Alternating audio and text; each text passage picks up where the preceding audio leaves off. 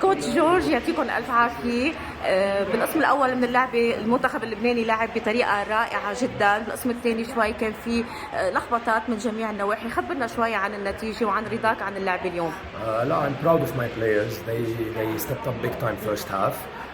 بفتكر لازم نعرف نبني على هذا الشيء ونتعلم انه قدام الفرق الكبيره we have to stay focused 40 دقيقه. ما فينا نخسر فوكس. شفنا ثاني هافتنا شوي لوز شوي مرتاحين دغري they made the lead. So it was a tough game. تشاينا فريق كثير كبير.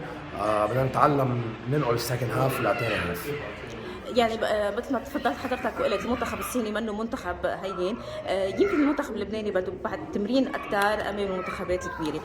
بكره المنتخب اللبناني امام لعبه مع كوريا. كيف تتوقعوا النتائج؟ ليك جيم باي جيم ما فيك تتوقع النتائج. يعني ما بنقدر نقول بعالم الباسكت انه الصين احسن من كوريا سو نحن لعبنا اليوم منيح قدام الصين.